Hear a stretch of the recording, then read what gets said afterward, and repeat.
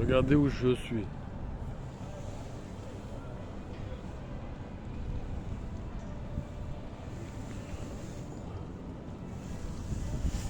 Dans le pays des bisounours. Aujourd'hui, je voulais faire une petite vidéo concernant certaines choses dans la vie. Vous savez, l'être humain n'est pas épargné dans la vie. On a chacun nos problèmes. Vous savez, il y a des gens qui sont extravertis, qui sont très sociables, pas timides, etc. Et je les ai souvent entendu dire, ouais, mais je comprends pas pourquoi lui, il n'arrive pas à parler à telle personne, ou pourquoi il n'est pas serein, il n'arrive pas à parler en public, etc. Il y a aussi des gens qui ne savent ni lire ni écrire. Et quand tu leur poses la même question, mais c'est facile de lire, tu as seulement à prendre ton bouquin et tu as seulement à tourner les pages et tu lis. Et tu relis les lettres. Vous savez, ces personnes, généralement, ce qu'ils répondent, ouais, mais est-ce que tu crois que c'est facile à lire? C'est pas facile. Et je te retourne la même question.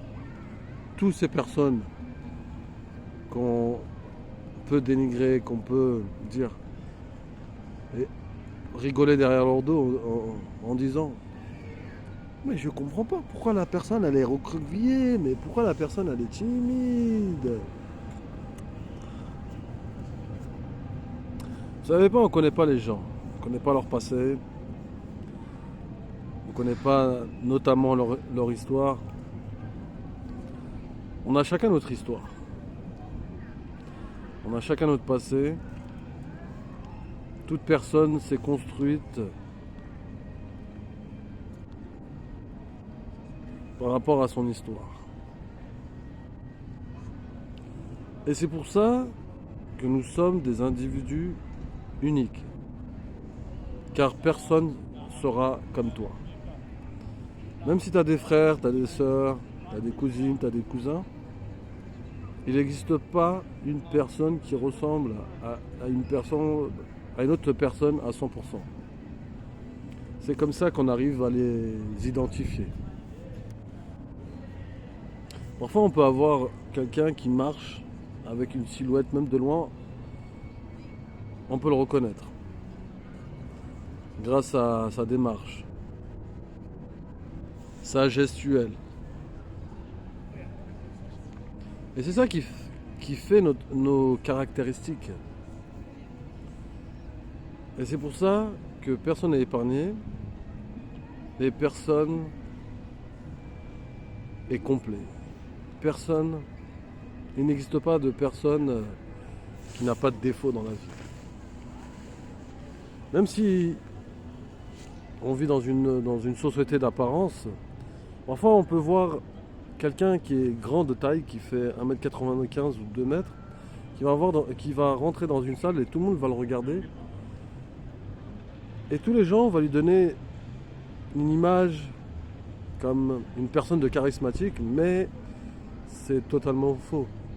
Il y a des gens qui sont beaucoup plus petits que lui, qui font 1m70 ou même plus petit, 1m65, qui dégagent un aura et qui est plus charismatique que la personne de grande taille. Mais ce sont seulement des stéréotypes. Par exemple, on a aussi le beauty privilège, la personne qui a une belle gueule, on va l'associer de quelqu'un de aimable, de quelqu'un de gentil, mais c'est totalement faux. Par opposition, on peut voir quelqu'un de très laid, on dira tout de suite que c'est quelqu'un de désagréable, quelqu'un de méchant, etc. Mais c'est faux. C'est les apparences. Comme on dit, les apparences sont trompeuses. Et c'est pour ça qu'on est sur Terre. On a des épreuves, on est éprouvé à chaque moment.